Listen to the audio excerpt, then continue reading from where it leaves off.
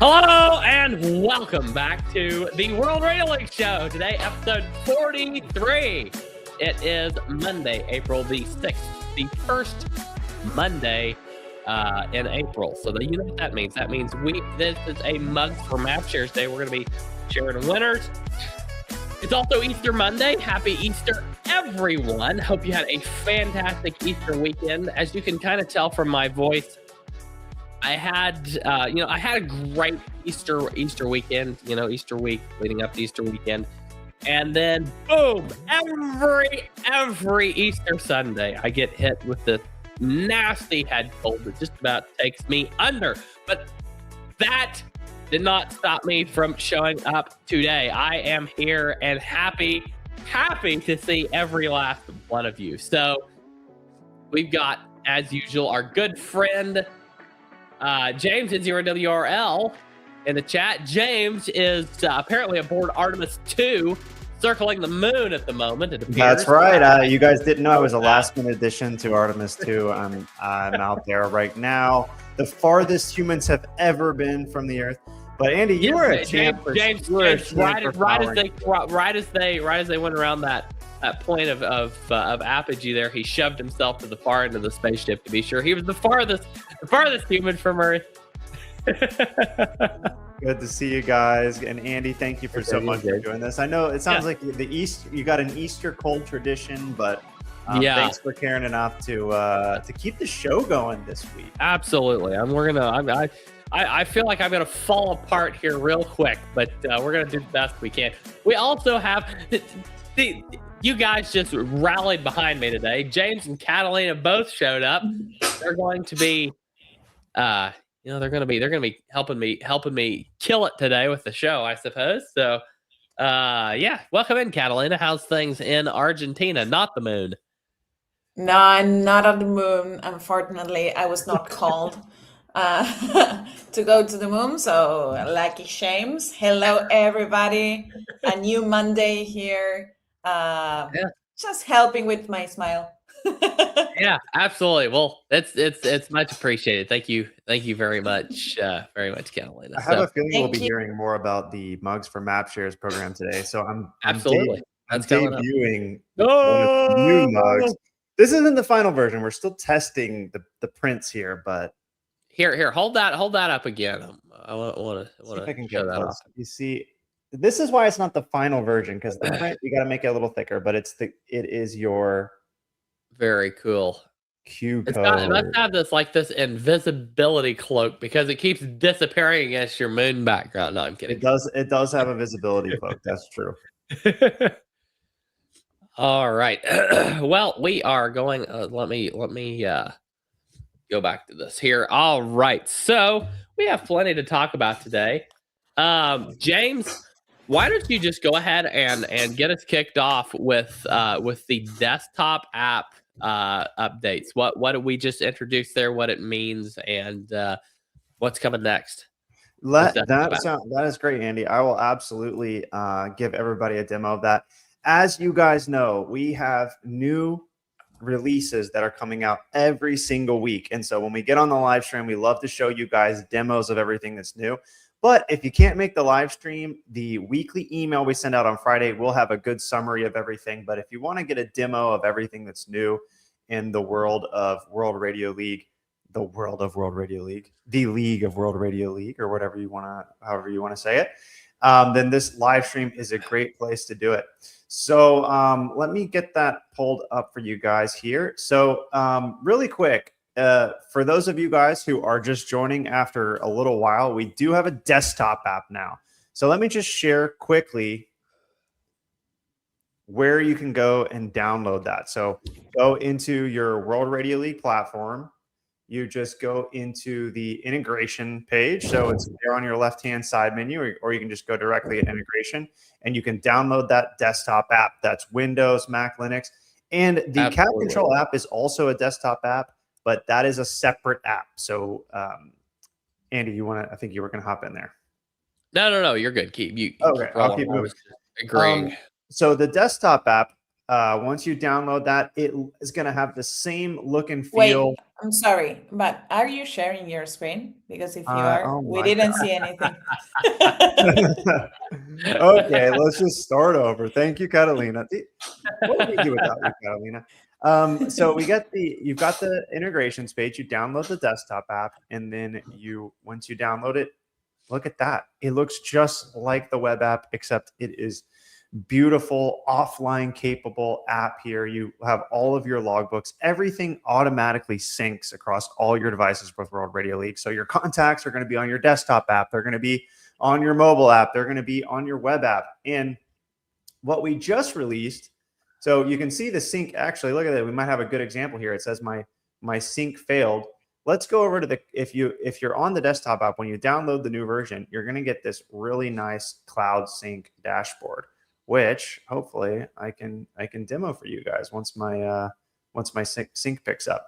So this is just going to give you some status and information about all your contacts that are syncing. So if you log a contact on the web, it will sync over to your desktop app. If you it's syncing right now. There you go.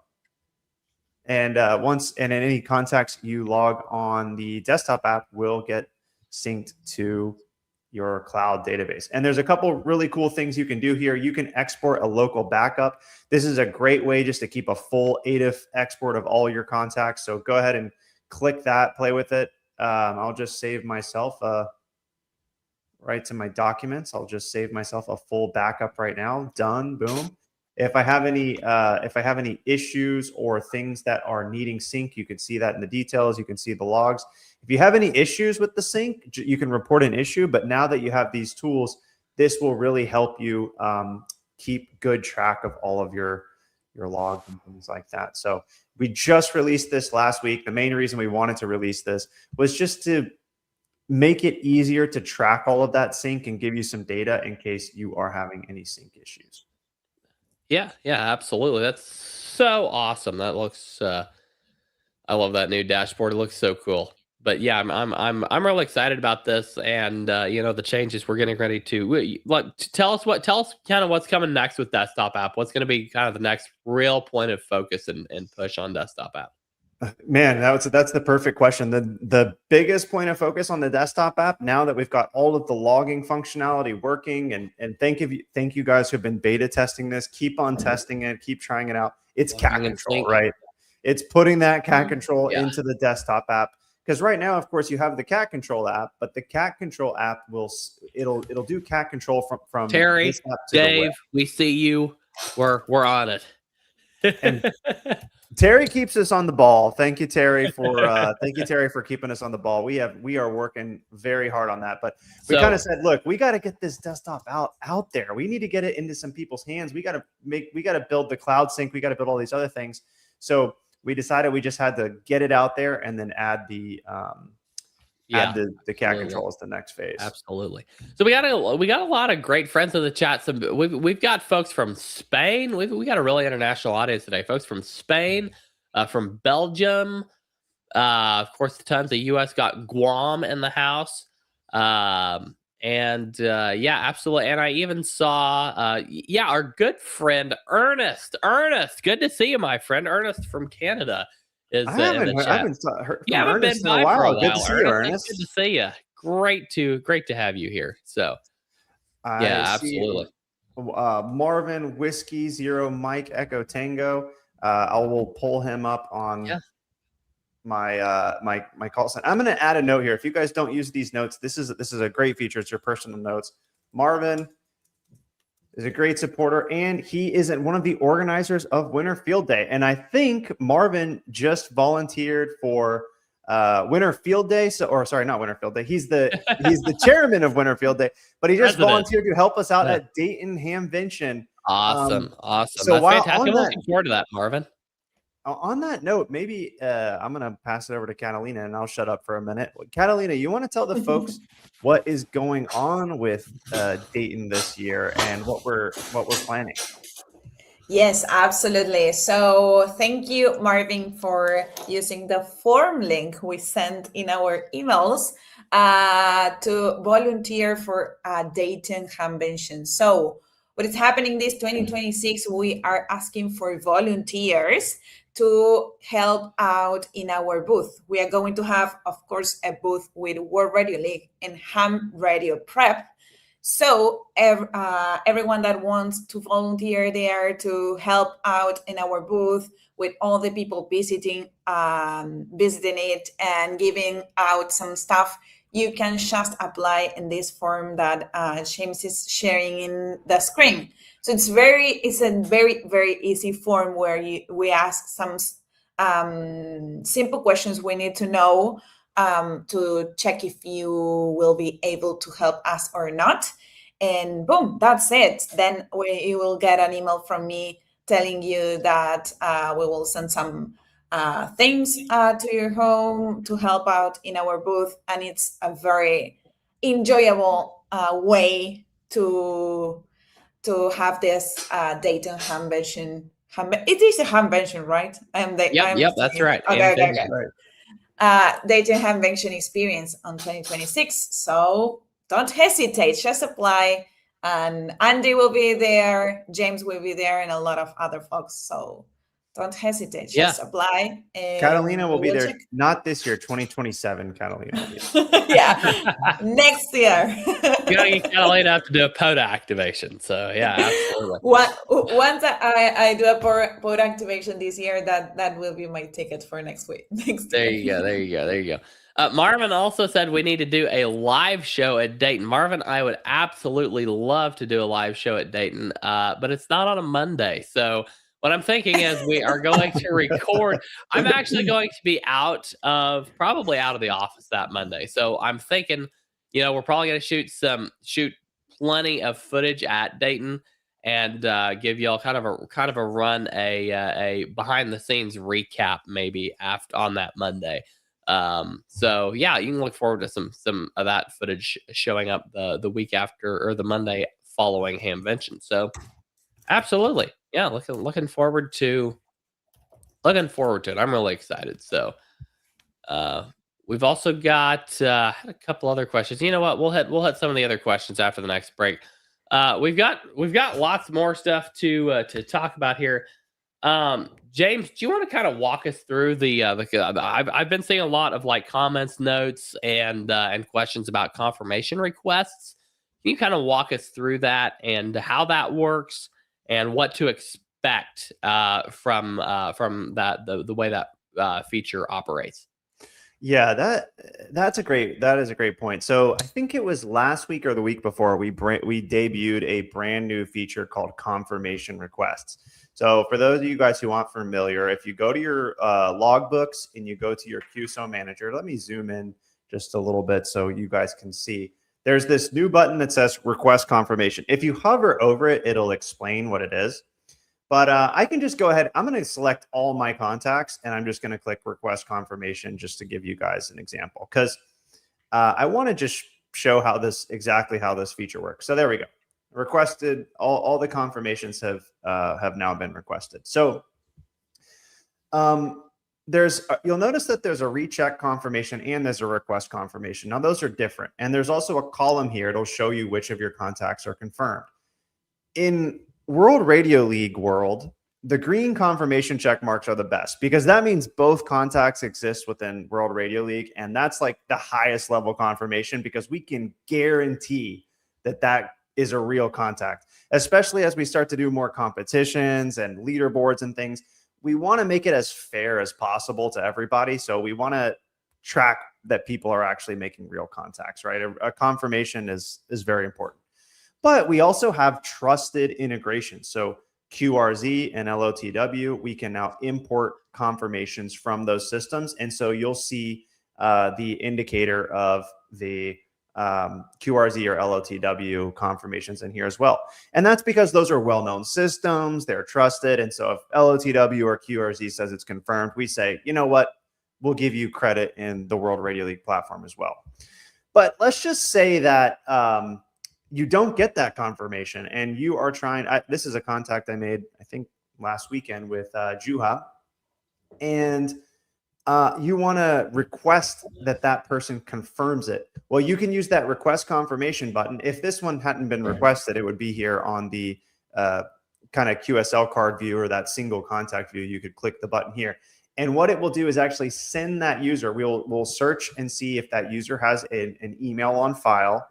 And if so, we will send that person an email asking for them to confirm it. And I'll show you an example of that email in just a minute. But that will give the person the opportunity to come in and they'll have a dashboard like this. And if you want to get your dashboard or your confirmation request, you can get it from your upper right profile. And it will show you everybody that has made a contact confirmation request for you. So to confirm it, you can just you can log that contact. Maybe you haven't logged it yet or you haven't put it into WRL. You can put it in here. Another really easy way is just import your contacts, right? If the person hasn't imported contacts, they can import the contacts and they'll automatically confirm. And then you'll get credit for your confirmations within World Radio League. And that is going to matter, guys, more and more as we start to release more awards, that you're going to want to have all of those confirmations within World Radio League. Yeah. Yeah, 100%. Absolutely. Yeah. Well, once we are doing the live leaderboards and everything, just, those green check marks are going to be absolute gold for all operators. So, yeah, absolutely. Really excited about some of that stuff. Another thing, and I'm not sure if you were fully prepared for this one, but actually, let's back up and one more time with this confirmation requests deal. You probably mentioned this, but just absolutely clarify these. No matter how many times one operator gets sent a confirmation request, they're only getting one email per month. Correct? That is a really, really good point. So here's what the email looks like when you send a confirmation request. This is what the email is going to look like. It's a little bit cleaned up from here now, but it'll tell them who. What station was requesting those confirmations. It will give them a link to go and confirm those, to log them and it can send it to them if they're a WRL user or if they're not a user. So they can go and create an account and they can confirm there. If they don't want to get these emails, they can unsubscribe here at the bottom of this. We've had some users who got it. They said, I don't want to use World Radio League. That's totally fine. But I think it's important that you guys know that we really carefully designed this feature to not just spam people's emails. So the way that it works is it will put all of the confirmation requests into one email, and it will only send that email once per month per call sign. So if I have 100 confirmation requests from 100 different users, it's not going to send me 100 emails. And you don't have to worry about accidentally spamming somebody by clicking that, because it doesn't just immediately send the email. It compresses them all together and sends one email together. And it'll send you a maximum of one email per month if you have. Yeah, those. yeah, So absolutely. that was a big concern. A lot of people were saying, oh Yeah. my gosh, I don't want to spam a bunch of people's emails or things like that. Well, Yeah. we were really careful to think about that. Yeah, absolutely. So Terry, hopefully that answers your question for you. Thank you for the question there. Absolutely. Rosanna's asking, when doing POTA, how do I confirm the contact with the hunter? So Rosanna, you just, as long as they're logging on World Radio League and you're logging on World Radio League, they will confirm automatically. If they do not confirm automatically, then just, use this feature to send that confirmation request to that hunter. So, and I would say go into your logbook, select all your contacts, and just click the request confirmation. You might as well do it once and just try to get as many of those contacts confirmed as possible, because it's not gonna accidentally send somebody too many emails. So Rosanna, you can just go in here and select all your contacts and click request confirmation. It'll find the ones that aren't confirmed, and it'll send a request for them. Yeah, absolutely. Zach, good to see you, my friend. Zach is just got back from a park activation. Hopefully you've been using that bug, Zach. And he got to see the POTA Power crew at the Raleigh Hamfest. Huge shout out to Vaughn and Julie. Thank you so much for helping us out at these Hamfests. We really, really appreciate it. Thank you so much. And he said that Maggie, Zach's daughter Maggie, got an extra study guide and got to see Jules. So awesome. Great work, Maggie, on getting to this point, and have fun studying for extra. And yeah, absolutely. We'll be happy to welcome you to the Extra Club. So really looking forward to hearing your success story there. And here's a picture. This is Julian Vaughn from POTA Power, and this is KC8ZKS, who's also an awesome World Radio League user who was able to make it. This is awesome. The Raleigh Hamfest is one. I think it's a pretty good size Hamfest. I haven't never made it there myself, but this is exactly that volunteer form that we were talking about earlier. If you fill out that form, you can actually represent us at your local Hamfest just like this. Cool. We'll send you some supplies. We'll send you some free books to give away. We'll send you some gear and a tablecloth cover like this, so you can actually have some stuff to present. But right now, we are really looking for a couple more people for Dayton. Absolutely. Zach also said he's going to start adding an emoji to his name for every week they don't get the card. Oh no, Zach. Okay. Yeah, yours and Maggie's cards are sitting literally right here in the studio. I need to get those dropped in the mail. I am so sorry, my friend. I will try to get those mailed out right away. Thank you. Ernest says that he will be doing that this year for sure. Ernest, I'm assuming you mean volunteering for representing us at your local Hamfest. That would be absolutely awesome. Appreciate that. With back to the confirmations, Chris is asking how cross confirmations between QRZ and LOTW work. So and good question. Yeah, James, you want to just go ahead and speak to that a little bit? Yeah, I mean, so from the World Radio League perspective, you can never have too many confirmations, right? 100%. Because the more that we have a confirmation that that's a real contact, the better. So if it's obviously if both contacts are in World Radio League, that's the best, because we have them in our database, we know. But if it's confirmed in QRZ, we'll import it. If it's confirmed in LOTW, we'll also import it. So you'll have all those confirmations within World Radio League. Now. Yeah. 100%. When you export, we don't actually confirm contacts in QRZ or LOTW. They handle their own confirmations. But if you set up your integrations, if I can find the integration page, if you go to your integrations and you set up QRZ and LOTW, you can also automatically export. There's an auto export option to QRZ and LOTW. So as long as your contacts are auto exported over to QRZ.com or LOTW, then you'll be getting credit and getting confirmations over there too. Yeah, for sure. Absolutely. Great answer. Thank you so much. Okay, so Ernest says he's going to be representing us in Canada, not in Dayton, but one day soon he'll show up to Dayton. Ernest, looking forward to meeting you one of these days, my friend. Hopefully, we can make that happen. So, yeah, absolutely. These confirmations and confirmation integrations and confirmation requests really, they're just awesome additions, and they can only help. And I'm really excited about these things we've got coming. One more thing before we come up against the break, and then we'll after the break we'll turn it over to Catalina for a few minutes to talk mugs for map shares. But before we hit the break, can you kind of totally pivot away from confirmations here and talk about satellite logging, sat mode? Now, James, you've actually worked stations through satellite repeaters before. I have not yet. I need to take the satellite and space operations course. But why don't you kind of walk us through? I had one or two people actually, asking about this over the past week. And if you wouldn't mind, give us kind of a demo of that process, logging a satellite contact, kind of what that does to the ATIF file and how that works. Yeah, and I'll give a little bit, even some background for folks who haven't got into satellites. I mean, this is one of the coolest things in amateur radio that you can get into. The fact that there's dozens of amateur radio satellites operating overhead that have repeaters on them, that you can make contacts with them, that there's astronauts on the ISS who will occasionally pick up that amateur radio that's on the ISS and make contacts. There's a group called ARIS, amateur radio on the International Space Station, that plans contacts with schools, where schools get to make ham radio contacts with astronauts. So, I mean, just absolutely one of the coolest parts of the hobby to explore. There's a picture of Professor Jim showing me how to make my first satellite contact using this Yagi antenna and a satellite tracking application. We built an entire course about this because it is pretty complicated.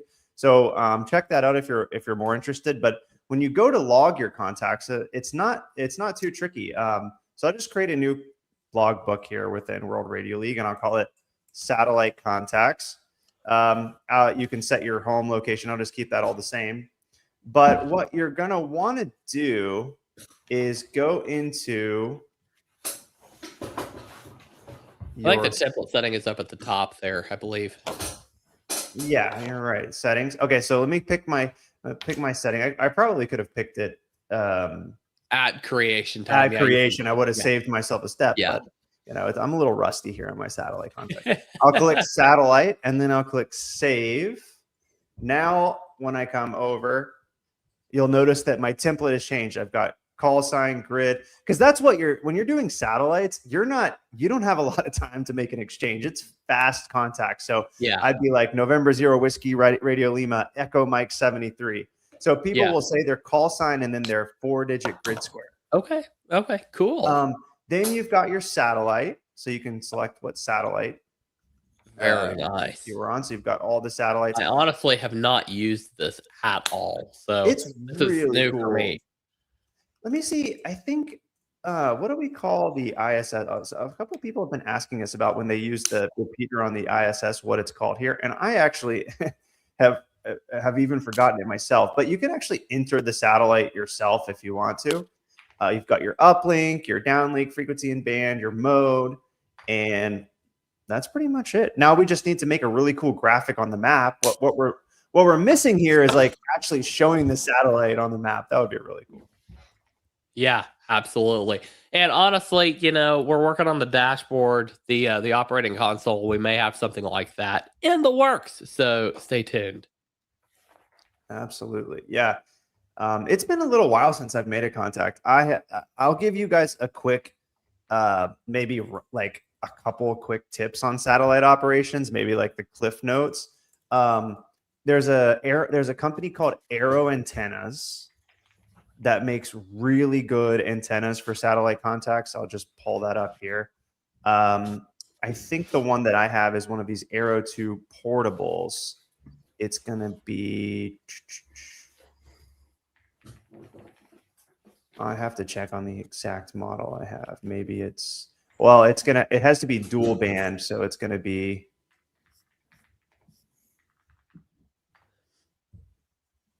I believe it's this one. Yeah, this is probably the one.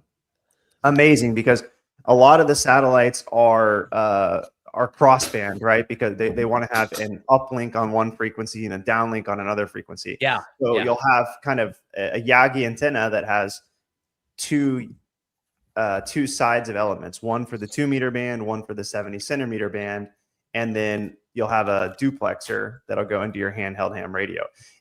Again, it's a little bit complicated. So if you're like, what the heck is he talking about with the duplexer and operating split and all of these things? That's why we made a longer course to really go into depth about it. But I'll give you at least the quick tip here is check out this. And there's lots of really good satellite tracking apps. I think the one that I use is called ISS Tracker, I want to call it, or ISS Detector. Yeah, this is the app that I've used. That's pretty good. ISS Detector. Okay, very cool, very nice. All right, well, thank you for walking us through that. That's new information for me. I have never worked a satellite yet. Hoping to one day, but just have not had the opportunity. So, what's that kind of do to the ADIF when you add the uplink and downlink frequencies in there? Yeah, so for those of you who really want to get into the details here, it's going to add the prop mode as satellite in the ADIF export. So that tells other systems like QRZ or LOTW or anywhere you want to export your logs that it's a satellite contact. So it'll add prop mode to satellite. There were some questions in our Discord. So if you guys haven't joined the Discord, great plug for that to jump in about all the other fields. Drop the link in during the break. Yeah, we're going to check on the satellite name and some of those other fields, but definitely you have to make sure you include things like the satellite name and the satellite propagation mode into the export when you are exporting satellite contacts to get proper credit. But our system handles all of that for you. For sure. Absolutely. All right. Well, we're going to go ahead and go to a quick break. Then we're going to come back and talk We're going to talk about mugs for map shares and all the cool stuff going on over there with Catalina. So we will be right back after this short break. Don't go anywhere because we've got plenty more to talk about. So don't leave us yet.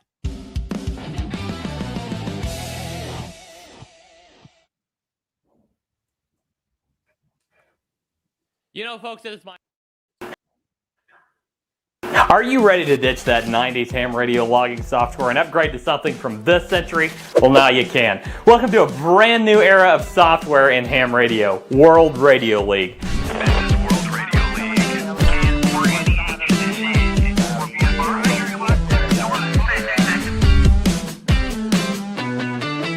Whether you're a brand new ham radio operator just getting started or a seasoned veteran looking to upgrade your logging experience, World Radio League is the ham radio tool suite for you. Its sleek, modern design brings ham radio into today's world. No more digging through endless menus to find basic features. It's all right in front of you, ready to go with just a couple clicks. An extremely customizable logging interface is just the beginning. We integrate with 7 spotting networks to make finding your contacts that much easier. Plus, we offer many custom mapping and analytics tools so that you can view your contacts your way. We have all sorts of tools tailored to contesting, POTA, SOTA, WWFF, and other activities as well. And it gets better. With our cloud-based log storage, you can access your logs using our fully featured web interface in tandem with our robust mobile app. You can log into your account on any device and even log contacts offline, syncing them to your online account later. The best part? Logging with World Radio League is free. Just set up an account and start logging. Want to use advanced features like large log imports and analytics? Upgrade to a premium plan starting at only $3 a month. Join a huge community of ham radio operators at the fastest growing ham radio software platform available by creating your free account at worldradioleague.com today, or search for World Radio League in your favorite app store.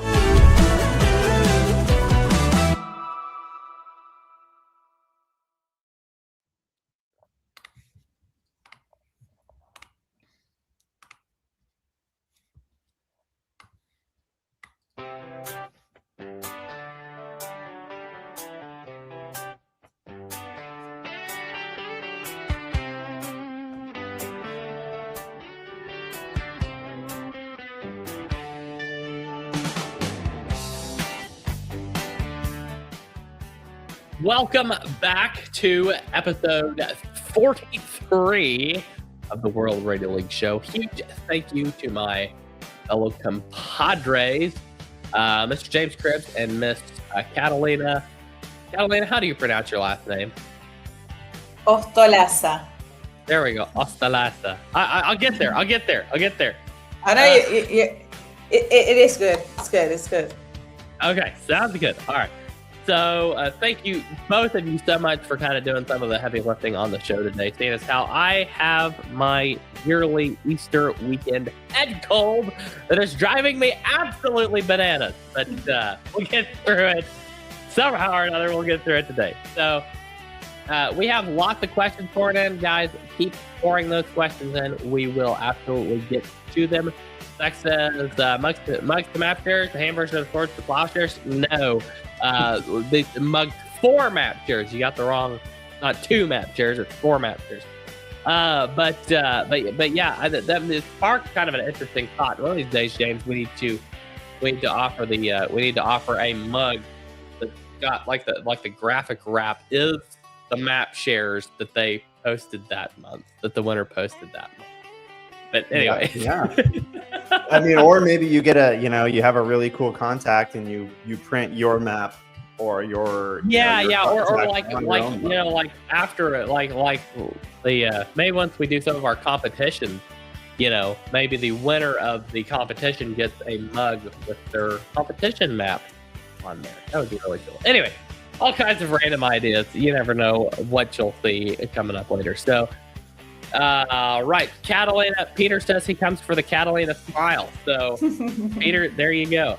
All right, Catalina, go ahead and walk us through mugs for map shares, what it is, and who won the March drawing of mugs for map shares. what happened on March, right? Okay, thank you, Andy. First of all, for the ones that don't know what it's Max for, Max Share, finally I got the name. So You nailed it. Yay. Yes, April, but well. So basically it's just sharing your World Radio League mags and you get a free mag from World Radio League. That's the very basic thing about this project. So it's an ongoing project that we have month after month, that you can participate of winning one of these mags that are on screen if you share your World Radio League map on social media. So the only thing that you have to do is tag World Radio League accounts in every social media so we can check it out and check your map and get your points. So if you share 10 maps, you will get 10 points. As many maps you share, as many points you get. And at the end of the month, we will get the winners of the month. So we currently have 5 winners. So we are giving 5 mags per month. There you go. So you have a lot of chances to get this free mag. And it's very cool because we get an audience of a lot of maps. You can share your personality with these maps because there are a lot of customizations that you can do and you can have fun and also share your map and participate for this mag. So that's very cool, and a lot of people already won their mags on the past months. And today we are going to announce the March winners for this World Radio League mag. So cool. Are you ready? There's only 2 people in the world right now who know who won those mugs, Catalina and myself. So Exactly. Exactly. This is you're hearing it here first, folks. I'm hiding this. I want to emphasize too, guys. You can win a mug by sharing your map on any social media. They all work, right? Facebook, X. I think Facebook and X are the big ones, right? They're the most 2 popular. Instagram too. Instagram. Yeah, that's a good point. And if you maybe even bonus points. This is up to Catalina. But if you post it in one of the groups, the POTA group, the Soda group, or the Ham Radio for Beginners group, any groups like that, that's great. Look at this. This is a Ham Radio baby. Well, there Ham you Radio go. baby in this one. This guy is going out and doing an operation with the kids. This baby is going to know how to do Morse code before it knows how to talk. Yeah, that would be. You know what? I've been trying to teach my little girl Morse code. She's not quite 2 yet, and she loves beeping the key and trying to. Did we lose him? The letters of her name and send daddy. She loves trying to send those, and so I've been working with her, helping her with that. That's so cool, Andy. That's adorable. So yeah. Okay. Zach says they're officially called Hamlets. This is a little Hamlet, man. So that's awesome. Oh, you know what? I'm gonna take us on just like a really brief detour here. So, guys, for those of you, we'll be back to the mugs for map shares momentarily, folks. Okay, everyone hate me, but this is shaped of me. Okay, momentarily. Okay, so we keep that drum roll going, guys. Keep that drum roll going because it's coming. But I want to show you guys a feature that's coming like today. Like we're about to launch this. We're launching this right now, and is the map theme library. It's coming this week. But a lot of you guys have been doing awesome map customizations. Like you see, if we go to some of the guys here, you can see some of the really cool. Terry's got his Tennessee Vols theme going.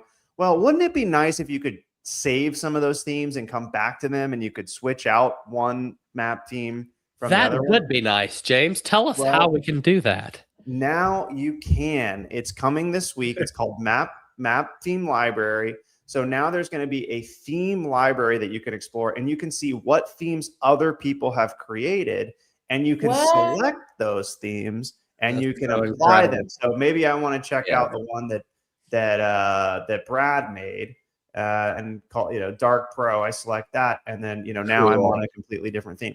But it also allows you to save your own themes, right? So you can save the themes that you've previously built, and then you can swap your themes out.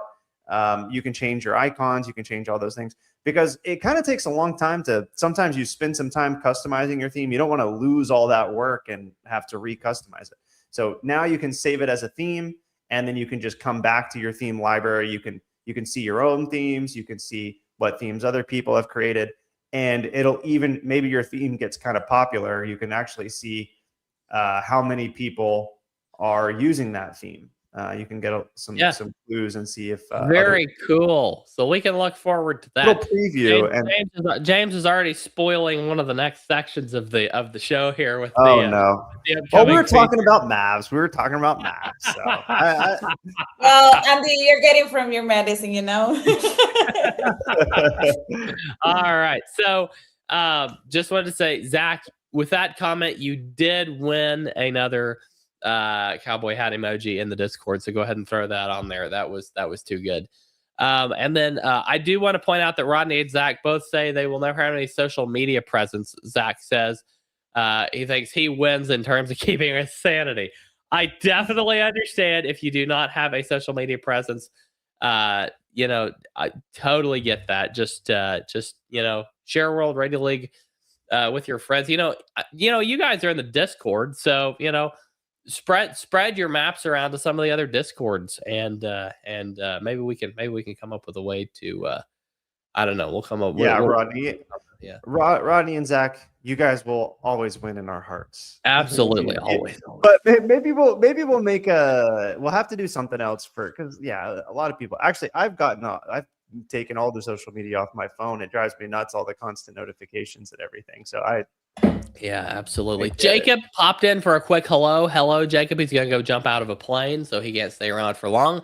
But Jacob, have fun with that. Plane. I hope you mean with a parachute. Yeah, he does. He's into skydiving now. So wow. Yeah, I wanna work him skydiving mobile one of these days. That would be fun.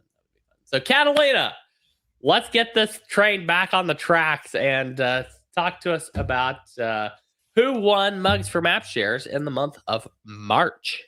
And absolutely.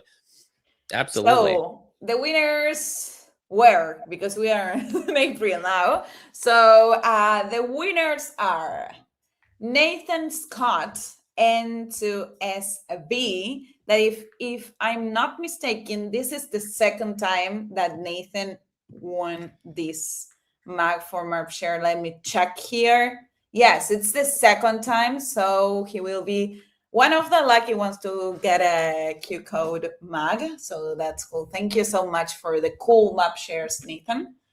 Then we have the one and only, the one who is asking for this mug for a long time. So he got it. He just had to finally share enough maps. And I can say that he left very, very great and good comments for me. So I appreciate it.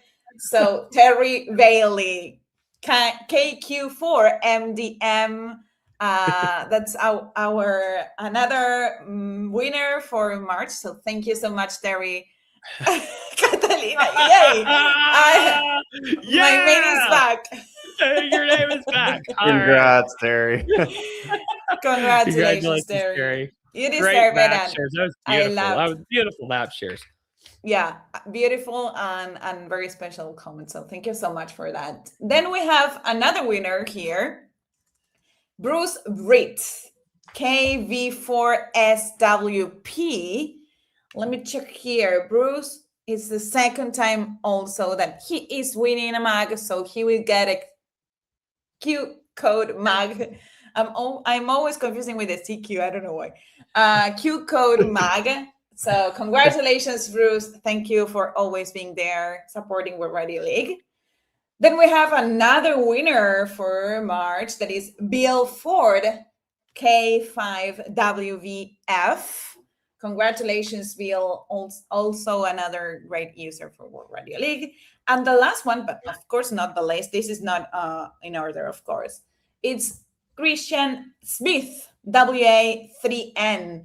He shared great maps on March. So congratulations for you two on winning this Nathan, mug. Terry, Bruce, Bill, and Christian. Congratulations to all 5 of you. Great battles out there going on with the Mugs for Map Shares program. It's awesome. And remember, keep sharing those maps like crazy. This is going right on. If we're gonna have another drawing at the end of April, beginning of May, we're gonna have another drawing. So keep sharing those maps and share. I said this last week. I'm gonna say it again. Share extra maps on Wednesday evenings and Thursday mornings in all of the POTA groups on Facebook to make Catalina smile. So we do some internal counting metrics on those days, or on that day. So just pump those into those POTA groups like crazy. So yes, and a new month has already started. So I already started counting April maps. So start sharing your maps like crazy, as Andy said. And for the winners, I'm gonna contact you after the call with an email and explaining about your mug shipping. So thank you so much, everybody, for participating, because there were a lot of map shares, and all of the mugs are awesome. Absolutely. The mugs are incredible. So congratulations to all of you. Catalina, guys, April's a new month, so share those maps on social. Go out, get out, get radioactive, do an activation, do a contest. Get a lot of times I'll just turn the radio on here and try to hunt a couple people from home, and anything that gets the bands active is great for amateur radio. And absolutely. And Catalina, while we're talking to you, why don't you go ahead and tell us, what content creators, influencers, and clubs can expect from our partnership program, and how to apply for that, since you kind of manage that as well. No, it's not me. I'm just kidding. Yeah, it's me. Okay, so we have a partnership program for content creators and also for clubs. That's very important to mention, because clubs also can get some benefits from our partnerships program. So you can go to our website. James is sharing there. And I think that it's affiliates. If you go down the home page, for example, you can go become an affiliate, and you will find all the information to apply for the partnerships program. So you will get a lot of benefits and a great deal. We offer you a unique discount code for you to share with all your audience for 10% discount in Ham Radio Prep, all the courses and bundles, and for World Radio League memberships, all the memberships. So that's very big. And what is more, you get some commissions once all of the coupon code is used. So you get 20% commissions right now. So that's I think that it's a big deal. And if you are already using World Radio League and Ham Radio Prep, that's even better. You can promote it, and while you're promoting, you can share your code, and you can earn some extra money from there. So don't hesitate if you want to be an affiliate for World Radio League and Ham Radio Prep. It's very easy. You will apply on a form that it's there, and then we will contact you with all the information. We can get the discount word that you want together, and that's a very fast process, and you get the benefits right away. And for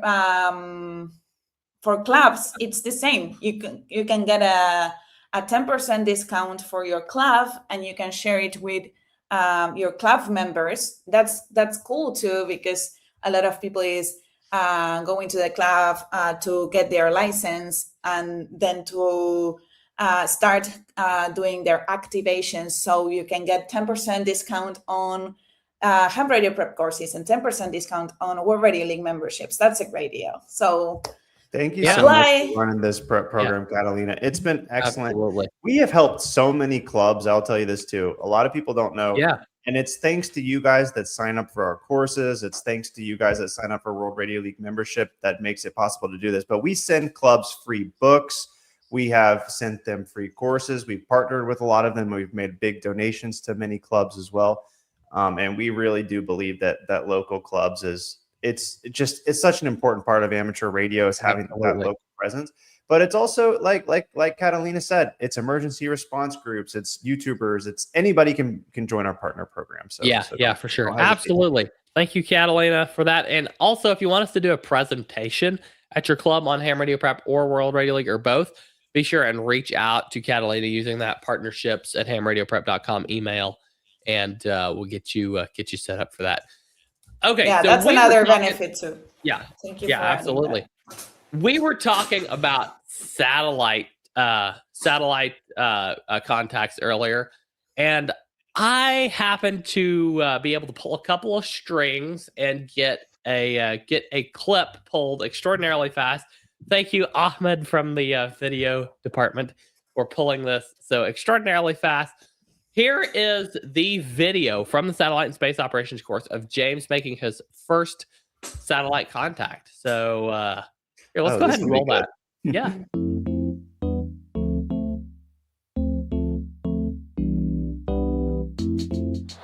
All right, I'm about to make my first satellite voice contact with the International Space Station, more specifically with the FM repeater on the International Space Station. So I've gone ahead and done all of the prep work I need to make the pass, and it's about to happen in 3 minutes. Now, the International Space Station relative to Earth is moving at 17,500 miles per hour. So there's only going to be a 10-minute gap between when the ISS first appears on the horizon, or the acquisition of my signal, until the loss of signal when I'm no longer able to hear. And there's only going to be really a 5-minute gap when I have a really good amount of visibility. I've already done all of my prep work for the contact. I've gone through my satellite contact worksheet. I know my downlink frequency, uplink frequency, CT/CSS tone. I've programmed all that into my radio. I'm ready to account for Doppler shift. And I've also selected several landmarks along the path so I know exactly where I need to point my antenna across that entire path. I'm also using the ISS Detector app, which has a real-time tracking functionality, which is going to help me sanity check myself and make sure I'm pointing in the right direction, because it's going to track the real-time elevation. So I'll be able to see as the satellite begins to rise on the horizon and make sure that I'm pointing in the correct direction. T-minus 1 minute until acquisition of signal, hoping for my first satellite contact via the International Space Station today. The ISS uplink is on 145.990 megahertz with a tone of 67 hertz, all programmed into the radio.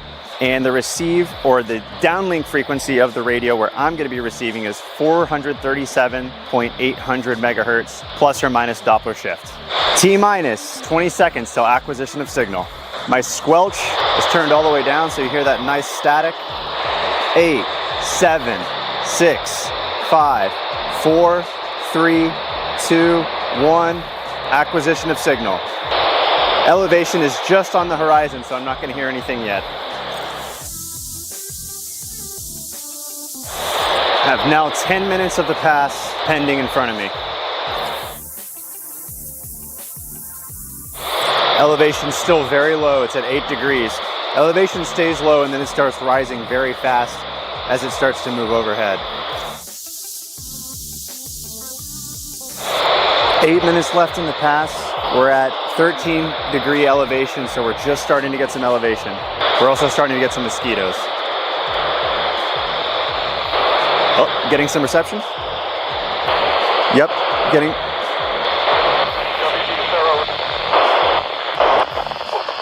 KK5DO, this is N0WRL in Echo Mike 73. Whiskey Delta 5, Golf Romeo Whiskey, Echo Mike 13. EN42, QS. November 0, Whiskey Radio Lima, Echo Mike 73. November, Echo Mike 73. TI.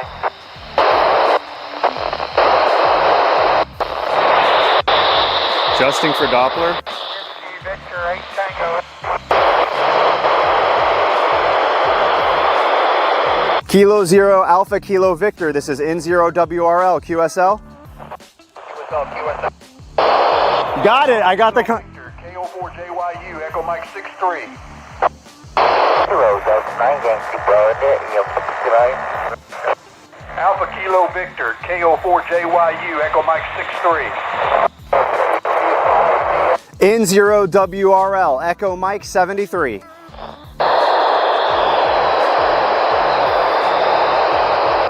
BFR, QSL, Echo Mike 73.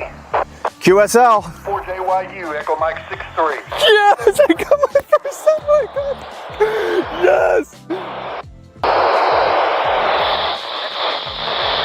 Wow. Okay. First satellite contact is in the book. It was a little bit messy, but I was able to copy N4BFR. I was able to get the QSL, and my first satellite contact was with Professor Jim, N4BFR. That's pretty special, and I'm super happy that I got it in the log today. So again, I think I've caught the bug. I'm definitely going to be out here trying some more satellite contacts, but a few things that I've learned as I'm going through this is prepare.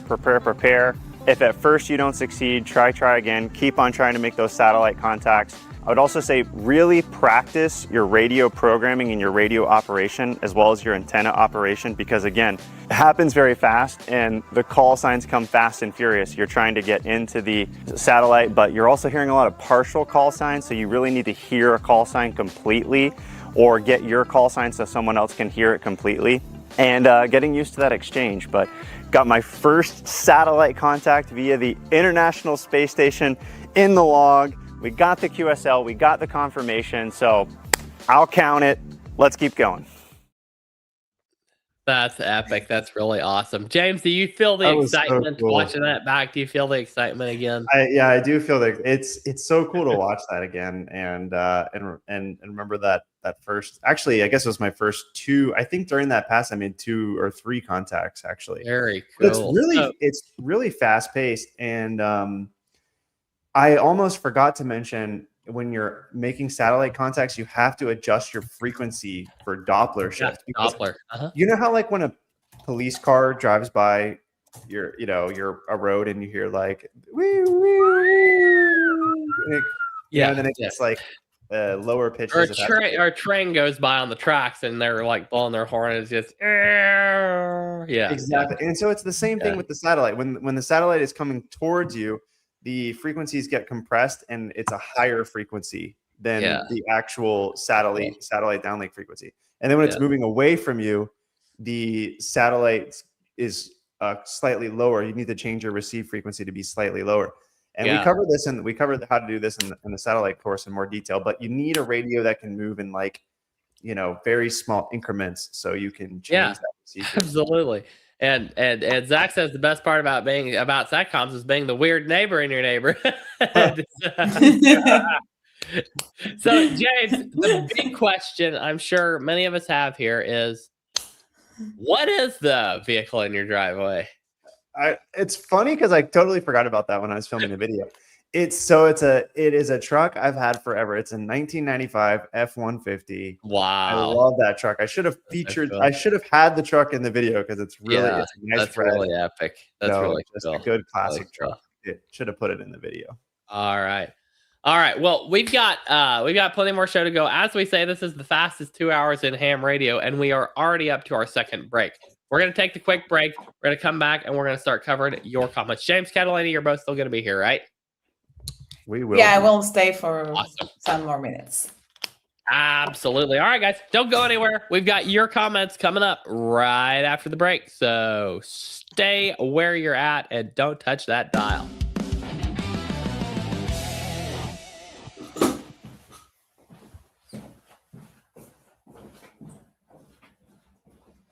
Imagine setting up your ham radio in a state or national park like this one. Surrounded by nature. And making contacts with people all over the world. That's what Parks on the Air is all about. It's one of the most fun and rewarding ways to participate in ham radio. Quota is for everyone. Activators head out to parks to experience nature, while hunters try and contact them from home. With over 500,000 participants worldwide, there's an activation happening every day. And in fact, there's probably an activation going on in a park like this right now. But if you're new, getting started can be overwhelming. From picking the right gear and antennas to setting up in the field, logging contacts, and following the rules.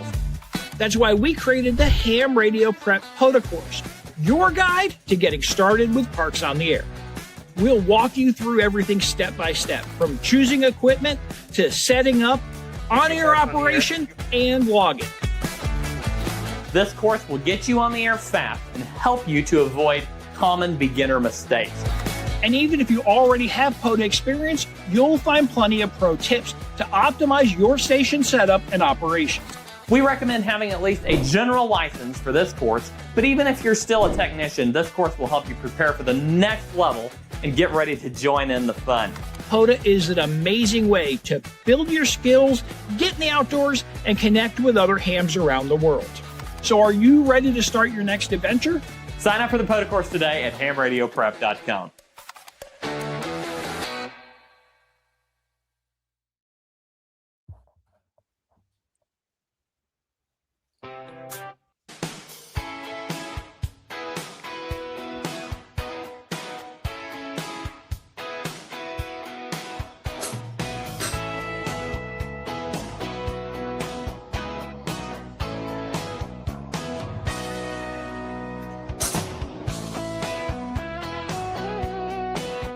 We are back once again, third half of the show here, the World Radio League Show, episode 43. Great to see each and every one of you.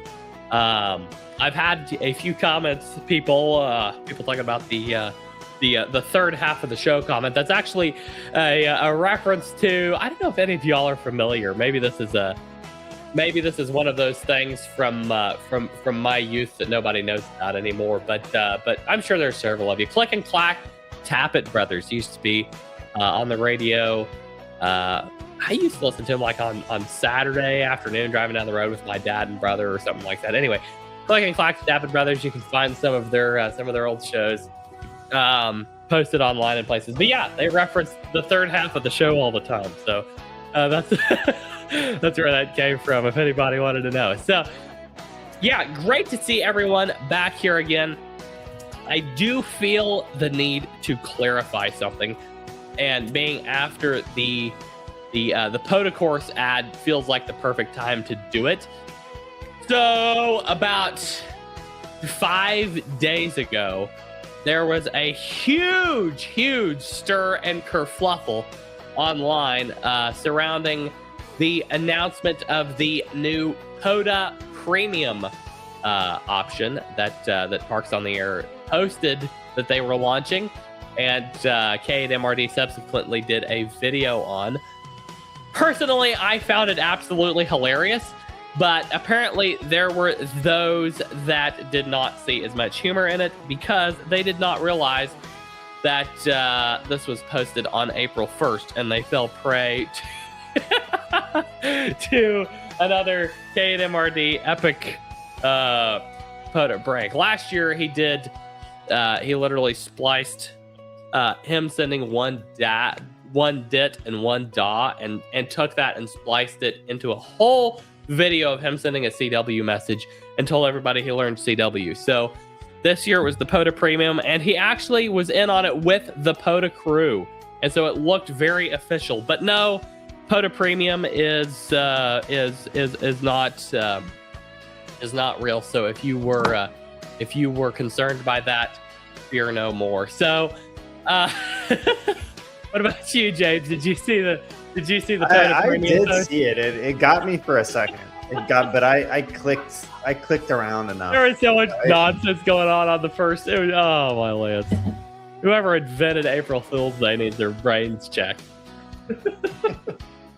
Were there any other? I think that was the only really good ham radio one I heard about. Did you hear about any other? There were definitely more. I can't remember them right off the top of my head, but there were definitely more. It sounds like KB9VBR did a POTA Platinum video. That's what it was. It was POTA Platinum is what they called it. POTA Platinum, yeah. I'll have to check that out. So yeah. There were definitely more going on, but Ham Shack TV posted that Ham Radio 2.0 was taking over his channel. There was several different. That's funny. There were several different pranks going on, but anyway, yeah. Boy, we decided not to participate this year, which is probably for the best. So You gotta be careful with those jokes, you know. oh yeah. Some people might not Literally, wake up and not know what day it is. I've just about hurt POTA a little bit there. That just about cost them a little bit. They were the people took them seriously. But anyway, all right, let's go ahead and start hitting. Yeah, Zach says Yaesu did a price increase when. Oh wait, yeah, exactly. That unfortunately was not an April 1st. Oh wait, it's April 6th and they still have the price increase. What's happening? Yeah, exactly. They forgot to take down their April Fool's joke. Okay, let's go ahead and walk through some of your comments. EOD Kaboom is asking if one of us sent him an email. I did not. James, did you send him an email? I don't think so. Let's see here. Maybe, man. If I don't know for sure. So, but yeah, reach out if you have any questions there, Tim. Chris says he popped in for a little bit earlier. Said he's just listening. Good to see you, Chris. Dawson Rogers didn't know there was cat control from a WRL. Does it work with the G90? I believe so. There's a little bit of a weird connection system. 73 Tim, good to have you here. There's a little bit of a weird connection system with the G90 to the computer for cat control. So I've been through this. James, have you got a G90 yet? I have one, you know what? But I mean, I've just been using my Icon. I bought it for POTA, but I haven't even pulled it out yet. But Oh, come on, man. I know. I mean, but do you need a G90 when you got the, Well, I tell you what, man, if you want to unload that thing, I'll give you an address you can send it to. I will say it should. I mean, if you go into the Cat Control app, there's a radio model selector, and you do have the G90 in here. So it's, Yeah, you just have to have the right adapters and equipment to connect the G90. It's a little bit of a weird system just from Zygoose side, but yes, absolutely, it's doable. So great question. KB2TDH just became a premium member yesterday after downloading the desktop version. He has struggled with other logging apps. This was very user friendly. That's what we like to hear. That's Thank you awesome. so much for reaching out. That is awesome feedback. We love it. That tells us keep doing what we're doing, which is number one, make the best logging platform available, and number two, listen to our users. That's basically our foundation in a nutshell. That's so awesome. Yeah, and I mean that's really one of the things we want to do is we want to bring modern technology to ham radio and bring you all kinds of awesome features and a modern interface that makes it easy to use and makes it something that we want to use ourselves. And we're just getting started with the innovation as far as what we can do with new types of contests that we're going to do, adding in DXpeditions and special events into the platform. We've got the World Radio Team Championship coming up, but as we add all these new things, we always want to make sure it's super easy to use. Yeah, absolutely. So great comment there. Appreciate that very much. Tom W9TEF says not sure what time he'll have while in Dayton, but he filled out the form. Tom, I already saw your application pop up. Thank you for filling out the form. Appreciate that very much. LA60EA. Where's that call sign from? I think that's from Catalina. I think that might be nope. Not Argentina. LA. Yeah, no, this is Norway. This is an LA call. Okay. I want to say, is that? It's Norway. Oh, Norway. Okay. Yeah. First POTA activation of the weekend, NO2199 and NO1415. WRL, what a fantastic tool for POTA activation and submitting the log to POTA Best from LA60EA. We really appreciate that feedback. That is really incredible. Thank you so much for letting us know. We love hearing great feedback like that. And we aim to please. So feel free to keep sending us feedback. We appreciate that. Terry asking, this is a question for James. What does it take to get James to Hamfest? We know a Dolly Parton invite doesn't work. Takes it being You got to be top 4. I got Dayton, Orlando, Huntsville. I go to Stone Mountain because it's close to me here in Georgia, and so you have to be either top 4 Hamfest or within an hour's drive of James' house. Yeah, that's true. Probably it is for me. Although I did go outside of an hour's drive the other day. Went to the Oars Hamfest. That was so much fun. Went down there, hung out with some friends. Ham Till It Hurts. You know, we saw Dave, K6JE, a couple other guys, Sean, and had a great time down there. That's awesome. Yeah, for sure. So yeah, I tend to go to regional. In fact, More Expo is coming up very soon, and I'll be at More Expo with probably a lot of ham radio YouTubers going to be there. I've been hearing that a lot of them are gonna show this year. So that is taking place April 17th through the 18th this year. And I plan on being there. So look forward to seeing any of y'all there who decide to attend. So great question, Terry. EOD Kaboom says, if you take a look at AMSAT ID's logger, you click the correct FM satellite and it auto-populates the center frequencies for the log. Okay, great suggestion. Absolutely. Appreciate that very much. And he also... Very nice. Thank you for the help there. Yeah, he also said, if we have any questions about sat logging, there's a large community here to support us anytime. Shoot him a message anytime. I'm actually a member of his Discord, so really, really appreciate that, Tim. And if you ever have any suggestions, feel free to reach out and let us know. Really appreciate that. Zach says it would be cool to display where the bird was when you made your contact on the map. Maybe shows a line from your QTH to the satellite to the other station. That is an awesome idea. Do like a time stamp freeze of the satellite location, and then you to the satellite and then the satellite to the other station. That's a really cool idea. I like that. Great, Zach. Rucker Hoff says, have you addressed the satellite issue from Bouvet Island? I was not aware that there was a satellite issue from Bouvet. James, are you aware of this one? I saw some notes about it on Discord. I think it was maybe a logging issue. I think maybe one of the logs they were using wasn't properly tracking the satellite contacts or something like that. Weird. All right. They weren't using WRL, I guess. Yeah. Well, if there was any issue on the WRL side that you saw, please let us know and we can deal with it. Otherwise, tell them to switch to WRL. Prep Ham Paul asking if anybody's going to Claremore this weekend. Paul, if it was 1 week earlier, I probably would have been there at least for a few hours. We had some meetings going on just a few miles from Claremore, and I've got family in Bartlesville. I would have loved to have showed up, but I do not feel like going all the way back to Oklahoma again for a second weekend in a row. So I probably won't be at Claremore as much as I'd like to. That would be a fun one. So, yeah. Absolutely. So, Ron says those emails EOD Kaboom was getting were from a Nigerian prince. He just needs to cash the check for $1 million. Yeah. Ron also says he just finished a 5-park Rove. WRL makes it too easy. There is no such thing as too easy unless you're operating CW off of a computer. That's too easy. But as far as logging is concerned, there is no too easy. But no, yeah, that's really awesome, Ron. Really, really appreciate that.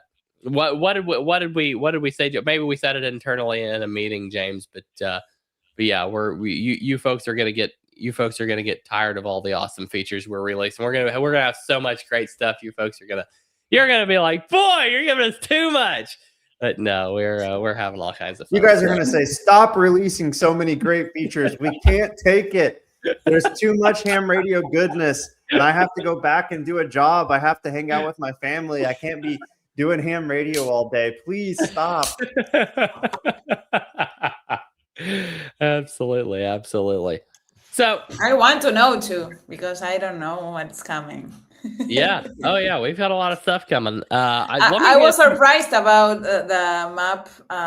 Yeah. The map, like you can choose map customization from others. I didn't know about that, and I loved it. Like, I think that's let me hit a live reactions. Yeah. Let me hit a few more comments here, and then we can talk. We can talk some of the features coming. We've also got some cool updates from Artemis 2. Today is Lunar Flyby Day, so that's really exciting. So let's go ahead and hit a few more comments here. And Brick Ross says ISS Detector has a beta where they're going to a subscription model, just so you know. Gotcha. Okay. Yodi Kaboom says, he's talking about positioning the satellite correctly on the map would be a little bit difficult. I think it's doable. It would just require some back calculations. So, but he doesn't disagree with the coolness of the feature. ERIS is amateur radio on the ISS, International Space Station. So just clarification there. When we talk about ERIS, that stands for Amateur Radio on the International Space Station. They coordinate a lot of ISS to Earth contacts with schools and such. So Greg says he may have missed it. When will Cat Control be included in the desktop app? James, are you going to put your foot down on this one? I am not going to put my foot down because I know one guy on our team who has been working on this is getting married. And so we're spam congratulations Najim in the chat. Maybe he's watching. Yeah, if Najim, if you're in the congratulations, chat, Najim. Congratulations, Najim will also Najim. be headed with us to the World Radio Team Championship. Yes. In the UK. He's point man on development on the WRTC stuff too. So this is gonna get exciting. But we also have another developer. You guys my best guess though. We do have, just before you do that, I will say we do have another developer that is going to be working very closely with him and can probably honestly take over the integration if necessary. So yeah. I would say you're probably looking at an early May, guys. An early May. Yep. We are in early April. May. We're in right early now, April, so yeah. So you're probably about a month. And remember, these are best estimations. We could completely surpass this and have it done in 2 weeks, or we could have all kinds of stuff break loose and not get to it till 6 weeks from now. But yeah, best estimate right now. Yeah, best estimate 4 weeks. Best case, you're 2.5 weeks, 3 weeks. Worst case, 6 to 8. But I think we'll have that Cat Control done before. Yeah, absolutely. Yeah, for sure. Great question, Greg. Berkeroff says there's one mapping feature that you don't have yet. You're gonna wait and see. Gonna have to wait and see what it is. I don't know exactly what he's talking about, but yeah, we've got a lot of very cool mapping features. So if you have a suggestion, man, throw it our way. We'd appreciate that. Chris is also thanking you for the recheck tip. He said it did the trick on getting some of his contacts confirmed. So that's nice. Awesome. Glad that worked out for you. Yeah. Ed says he downloaded the desktop app. Everything between logbooks and CloudSync is in the right hand column. Is missing. What did he do wrong? I think he said a couple minutes later that he threw us a bug report for that. So Ed, we will get you taken care of. Absolutely. Yeah, I'm trying to think what he might be talking about. Maybe the QSO count column is what he's referring to. But if we've got your bug report, and guys, remember, don't ever hesitate. Every one of our apps has a report a bug button. Use that like anytime you notice something like it. A lot of people are afraid it's gonna, cause us a problem or we're gonna be upset. If you see something that you think might be wrong, shoot us a bug report. We are always there to help. Yeah, absolutely. So Dave says he's gonna hold you to that early May deadline, James. So we better make it happen. Okay. All right. Once we get close, I'll let you guys know if we don't have it, I'll be eating my foot. Absolutely. Chris says he's put a couple maps on TikTok. So thank you, Chris, for spreading the love over there. Really appreciate that. Larry says, how about being able to hover over one of the plotted contacts on your map and have their call sign info pop up just like it does for when you hover over one of your own spots? Can you click on it? Click on the contact, because we have that feature in some of our mapping areas. If you click on the contact, it'll bring up info. Yeah, absolutely. So try that out. If there's a specific location that you want that and it's not there yet, just shoot us a feature request and we'll see about adding that in. So Adam says he's asking, will logbook favorites be put on the web app, not just a computer app, anytime soon? I'm going to save this comment for just a few more minutes, James, so I can give you a chance to talk about some of the other stuff coming. We have Germany in the house. Gunther, thank you so much for showing up. Hello, Appreciate Germany. that. VA3FMB. What HT is that you were using for the satellite? It is the Kenwood THD 74. Not the latest Kenwood, but it's pretty nice radio. And yes, Is it full duplex? Full duplex. Okay, Yes. awesome. Burkross says you can 3D print a mount for that antenna. Then you can use the app in an augmented reality perspective. And there are some things on the screen to help with lining it up and aiming the antenna. That is so cool. That is really, really cool. That's incredible. That's a really great idea. That's suggestion. That's awesome. Rob, howdy, Rob. He just got in from an SO50 satellite pass a few minutes ago. 2 contacts. That's great, Rob. Congrats. And then we've got SO50 is a great satellite too to make contacts on. For those who are looking for your first satellite contacts, SO50 could be a great satellite to track. Yeah, and then David from England, just getting started in this fantastic hobby. So much to learn. Currently studying for the foundation exam. Well, all the best to you, David, and we hope to see you here on the live stream comments many more times. We really appreciate you stopping by, and we have all kinds of fun here. So we hope you'll stop by much more often.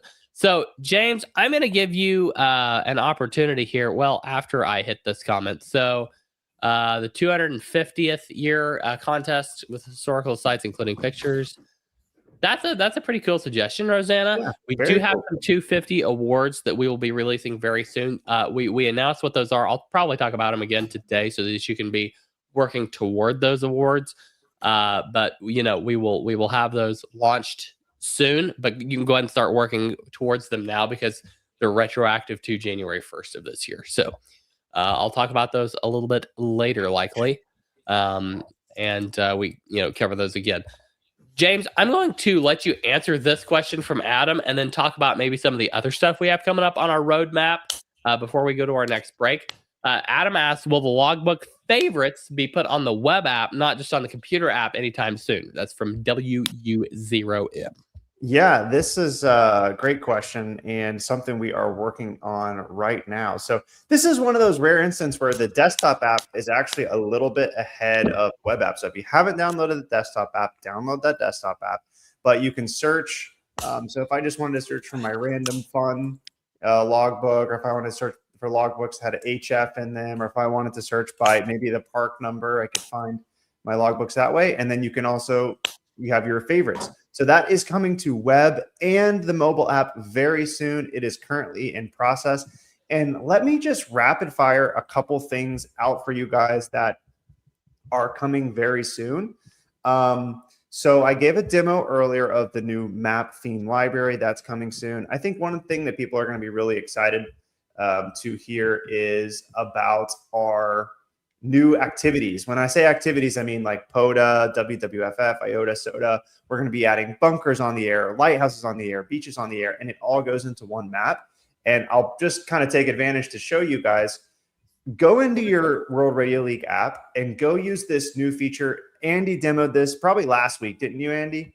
Yeah, I don't know if I demoed it. We posted it in the email. I think I demoed it. I'm pretty sure I did. It's really You can check all, but what's really great about our system is it's not just POTA. You can look at WWFF, IOTA, SOTA all together. Can I interject something here? This is really cool. So we had a few people. Yeah, go ahead. So we have a max. We can show 1,000 pins at a time. We put in a buffer there to keep your app from crashing when you load it. So we show 1,000 pins at a time. We had people say, hey, not all of my activated parks are showing up. What's going on here? Well, the deal is they may have had, 600, 800 or 100 parks. We'll do 100 parks, 100 parks. And so, there's of course vastly more yellow pins than green pins, but it was filled. It was in order to keep that 1,000 pin limit. It was making some of those contacts disappear. Some of those pins disappear.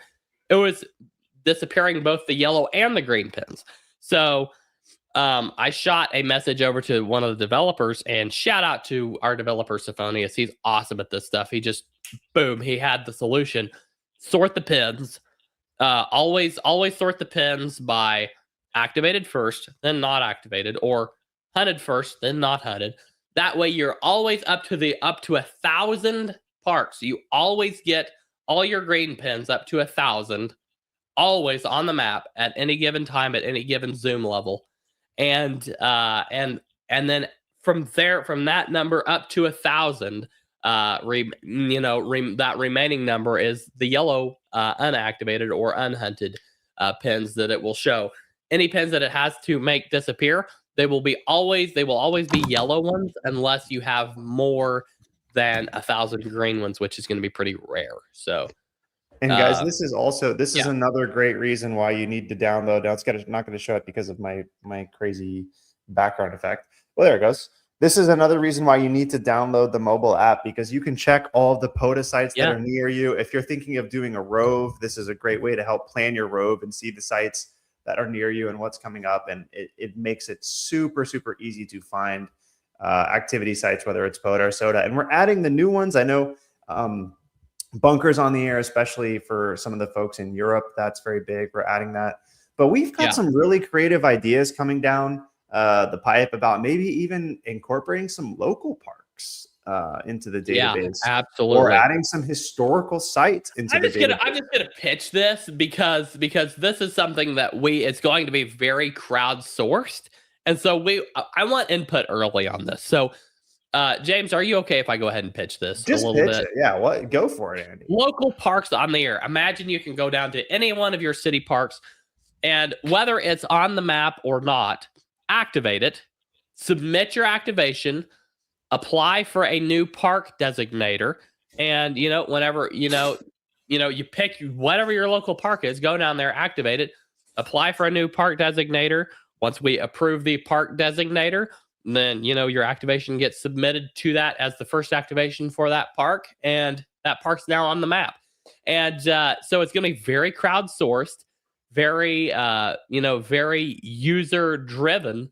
So we're really excited about this. We have not, we're in the planning and research and development stages right now.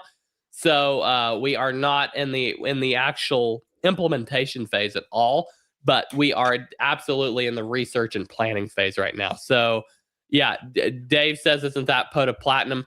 We came up with this idea many months ago, and I think we even threw some notes out there, Dave. So no, this is not a pay per contact service whatsoever. This is a get out in the parks and have fun service, and not just state parks either, local parks, trails, city parks, what have you.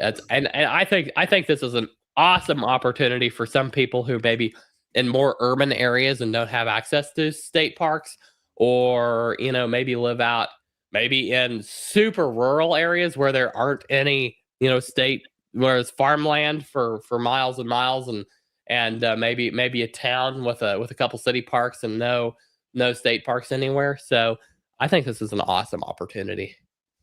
I totally agree. Steve says, what about BOTA, breweries on the air? BOTA's already taken. It's beaches on the air. So. Oh, okay. It's got to be BROTA then. Breweries on the air. Well, I know the one that I always hear is Walmart parking lots on the air. That's actually a thing. It's hilarious. They actually made that a thing one year. So that was pretty hilarious. But that's I think as far as World Radio League goes, I think we want to have as many cool, important places that you can go and explore and get an activation out of it. I think that's a great way to do it. Absolutely. So, I appreciate the pitch, kind of just doing some live product development with us, Andy. Oh yeah, absolutely. Guys, we are already up to our third break here in the show. James, Catalina, will you both be able to stick around after the break? No, I won't. Catalina, James, are you still here?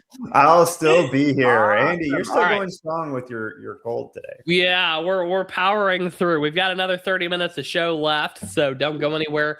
We're still talking Artemis 2, talking about some looks like some Morse code stuff. We talked about Dayton Hamvention. We have our solar our propagation forecast. So don't go anywhere. We've got more to discuss and tell you about, and open the floor for some more feedback down the road. So Guys, we will be right back after this break. Catalina, thank you so much for coming along. Thank you so much. 73, everybody. Partnerships program, the Mugs for Map Shares program, all the wonderful admin and HR stuff you do. And absolutely, we really, really, really appreciate that. Now, do I get a pass on HR this week? You're not telling these good things because you don't want an HR. Catalina, seriously, thank you so much. Absolutely, Catalina. Thank we you got to get Catalina to have a POTA activation, and we are teaching Catalina. Catalina's going to be learning Morse code very soon. But more about that. You got to, if you want to hear a little bit more about the little Morse code program we have. You're gonna have to stick around till after the break. And James, I mean, you're not using your G90. Catalina needs to do a POTA activation. Maybe I ship my G90 to Catalina, and maybe you can work something out there. If we get 100 likes on the video, I will ship Catalina a G90. Are you gonna put your foot on that? Because I will source 100 likes for this video if you're gonna put your foot on that. Okay. If you're gonna source it, how many likes do our videos usually get? Let's at least make this challenging. I think we usually get for the lives around, I don't know. I don't even know. Like I think the last one we got 41 likes. So all right, 200 likes and I'll ship Catalina G90. 200 likes and Catalina gets James G90. Go for it. Absolutely. Yes. All right, sounds good. Guys, don't go anywhere. We'll be right back. Thank you, Catalina. We'll see you next week. Thank you. Have a great rest of your week. Right. Bye-bye. 73.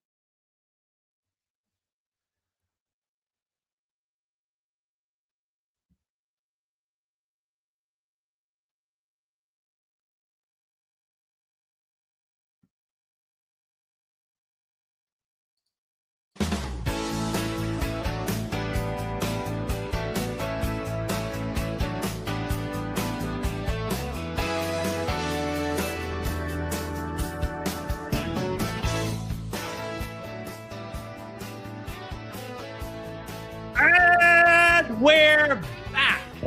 Andy N0APX here, having more fun than a human being should be allowed to have. Half my brain tied behind my back just to make it fair. That's how I feel anyway with this dumb head cold. We are back again for the fourth quarter of the show.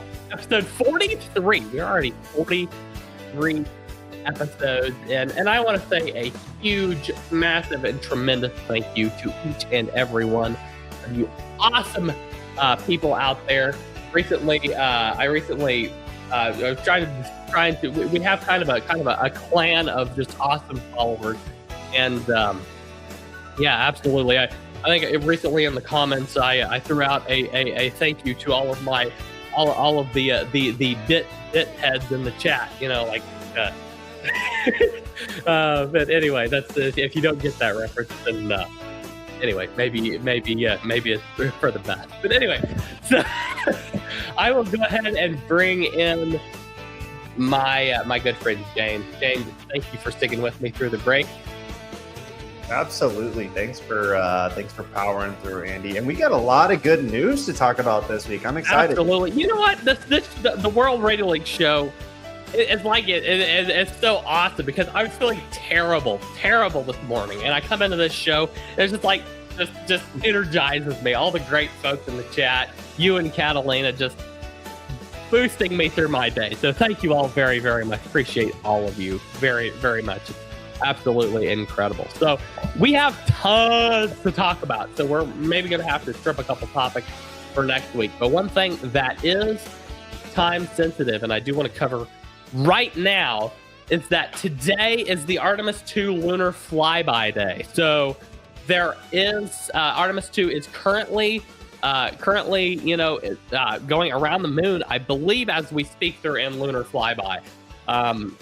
So wow, yeah, it's really cool. It's within I don't know exactly the time they're going to be that closest point where they're circling the moon, but today they crossed to the furthest point any human has ever been from Earth. Such an awesome milestone for the crew of Artemis II. So congratulations to the whole crew out there. Christina. I'm gonna forget. I'm gonna look up their names. So Reed, and let's give a shout out here. Reed, Victor, Christina, and Jeremy. You all be safe out there. Thank you so much for what you're doing for humanity out there, and it's awesome to watch you guys have a safe return trip. And guys, I mean, for the amateur radio community in particular, I mean, it's not just that we're a bunch of nerds, which we are, of course. You know, absolutely. we absolutely are. But I mean, there's a long-standing connection between amateur radio operators and space exploration and technology and being on the cutting edge of these things. And look, you got Reed Wiseman, ham radio operator, KF5LKT, the NASA commander. You've got Victor Glover, KI5BKC, and one of the other crew, I believe from the Canadian Space Agency, mission specialist Jeremy Hansen, is KF5LKU. Isn't that just awesome as amateur radio operators that we're so well represented on this crew? I mean, it's absolutely incredible. Yeah, 3/4 of the team, ham radio operators from U.S. and Canada. It's really, really incredible to see. And I'm so excited for what that may mean for future missions. You can totally see him setting up a ham radio station on a potential future lunar mission, or as time progresses, they talk like they're going to be setting up a lunar base. How cool would it be to work the moon? That would just be be so cool. Yeah, that would be so cool. Yeah, absolutely. Yeah. So very, very cool things there. James, maybe I think you had an article about the hams tracking the mission. Maybe we could kind of talk about that in recap next week, since we're kind of running short on time today, if that's all right with you. Yeah, let's keep rolling. Yeah, all right, sounds good. So, talk about some of this Morse code stuff that we're interested in talking about. Here's the thing with Morse code, guys. Some of you listening probably are pretty good Morse code operators.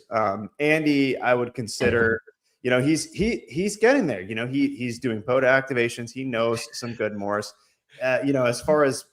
As far as I go, Andy might as well be an expert, right? Because he's so far beyond me.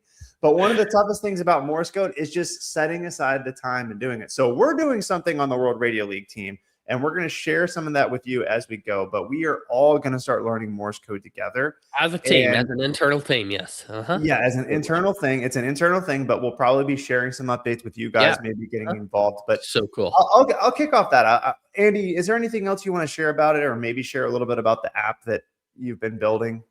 Yeah, absolutely. So We're going to be using Morse Mastery, the app that we're developing. We're going to be using it in kind of what we would call dog fooding it, which means using it ourselves so that we know what it needs to advance. So we're gonna have a lot of fun with that, and yeah, it's gonna be really, really awesome. We're going to be, like I said, we're gonna be working with it and kind of implementing that. We're gonna have that instant feedback loop of, this is a point where we're struggling, so let's implement this to make it even better. So it's gonna be really, really cool. I'm so excited about it. Morse Mastery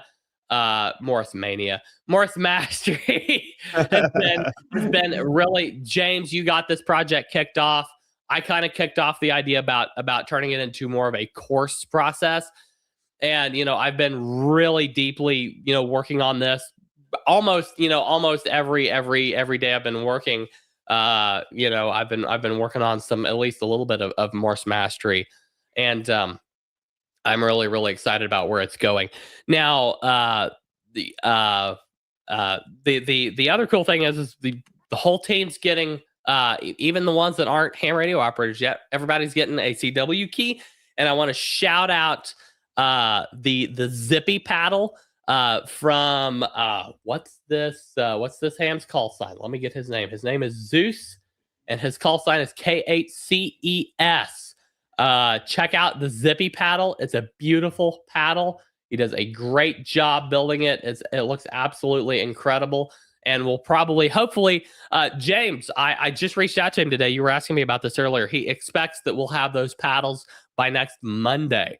So yeah, we'll probably be able to share some pics and photos by next Monday of those keys. And yeah, I also got a whole bunch of adapters like the V, is it V band? Is that the name of it? Adapter, and the name escapes me. Halakey adapter, and one or two other adapters, and I'm going to be working on implementing those. Implementing the converters for those into Morse Mastery so that you can use your adapter with the app, which is going to be really awesome. So, yeah. That's going to be great. Yeah. Next up, guys, ham radio contest. But Yeah. Andy, there's so many contests. Yeah. How do I even keep track of where all these contests are? I'm so glad you asked. Go check out the World Radio League contest page. That's what you need to do. You have that screen share available. There you go. Why don't you walk us through the new tab view there? Yeah, so we've split this up so there's not too many contests in one place, but that's the thing with ham radio contests. There's always something going on. It could be going on in your area, it could be going on in your state, could be a worldwide contest, but now you can go to the contest page, which we'll drop a link into the chat here so you can go and check it out. But actually pretty cool. I totally missed it, but the CQ Worldwide WPX contest was about a week ago, I guess now, and we had over 25,000 contacts logged. So congratulations to Gabriel Orellana and Igor Majorek and Michael Whaley. Oh, Michael has an awesome live stream on YouTube. Also, you check out. He's a big live operator who's streaming his contacts to World Radio League. Definitely go and I'll see if I can find his YouTube and check him out.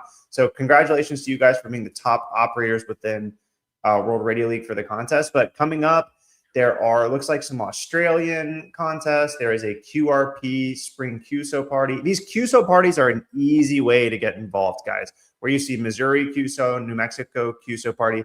Even if you're not in those states, you can jump in and make contacts, right? Like, there's just going to be more people on the air. Yeah. And so, Georgia QSO part, here you go. So I'll just do this one as an example. I'll click join for free. It's going to say enroll success. You're enrolled in the contest. And then the next question is, how do I do a contest? What do I actually have to do? Well, World Radio League handles that for you as well. It's going to give you a logger that now has the contest exchange. So it's just like a regular ham radio contact. I'll say, N0 APX. This is N0 WRL. My Georgia county it'll be Gwinnett, I guess. GWIN. And look, we even have it pre-populate the counties for you. Isn't that nice? Yeah, absolutely. That is so awesome. And for serial number contests, it increments the serial number counter for you as well. Yeah, and you can even add your exchange in here too, so that you get their exchange from them. Yeah. But then you don't forget your exchange. So I'll definitely be on the air. That puts that in your log, so you need to add it in there before you export your log. So yeah, and we are 4 days, 21 hours away from the Georgia QSO party. So yeah, absolutely. Yeah. It looks like this weekend should be pretty jam packed, and we're always running those leaderboards, so you can kind of check and see. I know I'm probably not going to be on the leaderboard. Oh, I haven't logged any contacts since the week started, I guess. How am I not on here? I got to figure that out, guys. Missouri party coming up. Let's see what other contests, and then we will see what other news we've got. Lots of QSO parties. State Parks on the Air contest coming up. Those will be great. EU Open HF Championship, World Time Zone Challenge. That sounds interesting. Georgia State Parks on the Air. Oh my gosh. This is a jam-packed contest schedule. Yeah, absolutely. I'm going to at least try to hop in and make a couple contacts in these. Yeah, absolutely. For sure. And we only have about 10 minutes left for the rest of the show. So get out there, work those contests. We do have a couple of other things to cover, James. So we might want to hit those before we wrap here. But I love looking at that contest board though. It's just so cool. Kid 27085 says, can you have the leaderboard post the online scoreboard? Man, we're gonna have the online scoreboard posted to World Radio League before this is over with. What are you talking about? Oh man. All right, so what's next here? We have James, you made kind of a cool contact in the last little bit here, didn't you? I did. So there's actually a special event going on right now for World Autism Awareness. The call sign was Whiskey 2 Alpha. I made a contact with them recently. So be on the lookout for that special event. I think they're going for the rest of the week, I want to say. So if you're looking for a special event station to contact, check out Whiskey 2 Alpha, the World Autism Awareness Week special event station. Okay, very, very cool. That's really incredible. So it's great that you worked them. That's really neat. We have I see you added a note here about an SSTV event. Is that with the International Space Station? Yes, we do. I believe we have. Let me see if I can find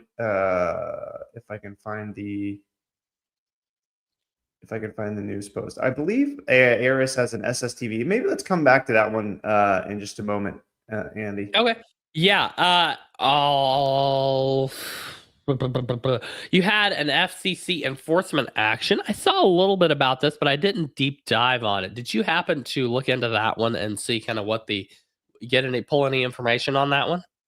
Oh yes. Let me see if I can pull some information about that. So while you're doing that, I will say I'll give you kind of a day-by-day propagation report here, forecast here in just a moment. But it does look like your worst day in the coming week is going to be Friday, April 10th. Everything else is going to be pretty solid, but Friday, April 10th is going to be a little bit unsettled. So we'll kind of talk day by day here in just a moment. But until then, James, back to you. Let me see. Give me just a moment to. And I mean, we can talk about the FCC enforcement action next week, and we can talk about these last 2 points next week. I would love to cover the ARIS SSTV event if you have that handy. Okay, so let me see. I got a little bit of updates here on this enforcement action. It was in Pittsburgh, Pennsylvania. FCC has responded to a complaint involving a Pittsburgh, Pennsylvania amateur for operating outside the privileges of his technician class and causing interference to local emergency service communications by communications on a public service frequency 470.4375. So according to a letter released by the FCC's Enforcement Bureau, agent investigating the complaint, this is an interfering signal. I won't give the name of the operator here, but it looks like he was somehow using some sort of an auto relay feature, and then he was retransmitting from one frequency into another frequency. So it looks like they haven't done, they haven't fined this operator. It looks like they sent him a mean letter, probably. They sent him a mean letter, and this is the thing, guys. I think this is a good example to say, we're actually upgrading our technician course right now for 2026 at Ham Radio Prep, and we teach all of these rules. So rather than just taking endless quizzes and just memorizing the answers, when you take your exams with Ham Radio Prep, you get a little bit more understanding of these things. But I think a little bit of common sense goes a long way, where don't operate outside of your band. And if you're operating in good faith and you're not trying to interfere with anybody, it's very little chance you're going to do anything wrong. Don't hook up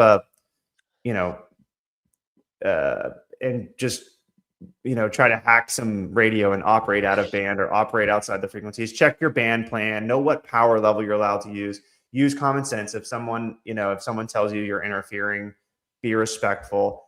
And other than that, and then even in this case, if you do interfere and it's unintentional, the FCC usually will give, they look at your intention and they'll give you a warning. Usually when you hear about these big fines that some ham radio operator got, that's because they were intentionally interfering with somebody for a long period of time and they won't stop. The FCC can hand down some pretty heavy fines in those cases. Yeah, absolutely. Do you have the information on the Eris SSTV event? I did not have that one handy. I don't know if you pulled that from the Eris site. Let me see. We've got. Okay, they've got one. It looks like they've got one coming up on April 10th. April 10th. Yeah, go ahead and talk about that one. Let us know what's going on with that one, and then we can roll with the propagation forecast, because we are almost out of time here. All right, Series 31. It's going to include several commemorations: Cosmonauts Day, the 65th anniversary of Yuri Gagarin's first flight, and various other commemorations there. So April 10th, that's coming up in 4 days, and it's going to be from April 10th to April 14th on 437.55. They're going to transmit with 10 watts, SSTV mode, Robot 36 with 2 minutes between transmissions. So guys, set your radios to receive those SSTV images, and that's a very cool. If you haven't gotten involved in SSTV, I'll drop a link. Yeah, and Tom even says, are there any WRL or HRP resources on SSTV? Newbie, but would like to get it figured out. Not really specifically. That is honestly an SSTV decoder would be an awesome addition to the platform. So we may want to think about that, but not specifically yet as far as that goes. Tom, great. We do cover it in more detail in the satellite and space course, and I think we do have a video on it on our YouTube channel as well. Let me see. I think we have a pretty good video from Professor Jim. Jim is if you want to drop that link in the chat, that would be incredible. I absolutely will. All right, I'm going to go ahead and give our propagation forecast for this week, starting Monday, April 6th, which is today. You're going to see a flux around 95 to 100 at 5, KP at 2. Once again, as usual, those 20, 17, 15 are going to be your solid working days. 40 and 80 are going to be solid after dark.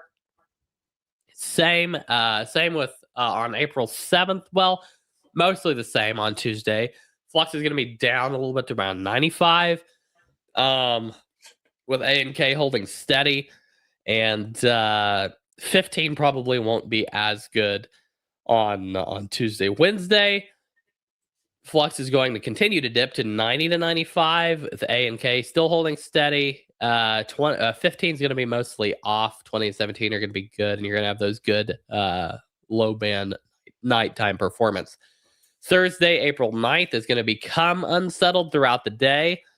Flux is going to be holding steady. A is going to be up to around 8, and KP is going to rise to around 3 late.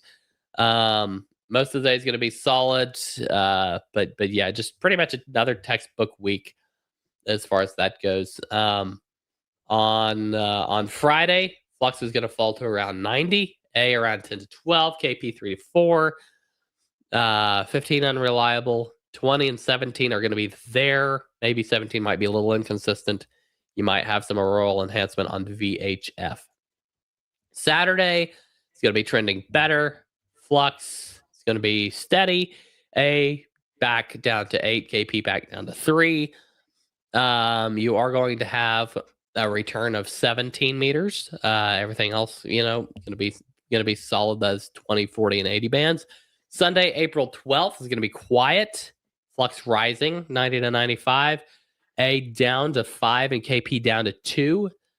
You are going to have some just solid HF again, 2017 and 15. And Monday, April 13th, Flux coming back down to around 90. A and K holding steady. Just a pretty solid and normal HF day. As far as that goes, 15 probably won't be the greatest. So, that is your propagation forecast for the next week, and just in time too, because we are at the bottom of the hour. James, I was thinking about the CW challenge. And I don't know. I'm thinking maybe we put together something, an idea to allow some of the community to participate in some way if possible. I think this would be really cool. I think too. I mean, I think it's gonna be so fun. It's gonna be so fun. Maybe even if it isn't really structured as far as the community goes, we can still just throw out a challenge to everybody to participate in this. This could be really awesome. Maybe we can share that in the next couple weeks. Yeah, absolutely. We'll come up with something. Absolutely, guys. Thank you so very, very much for sticking around, and hope you have a fantastic rest of your week. And we will see you next Monday. Looking forward to it, everybody. Have a fantastic week. James, thank you so much for coming along, doing some of the heavy lifting for me. Appreciate it. 73, guys. 73, everybody. November 0, Alpha Papa X-Ray, and I am clear. Did it?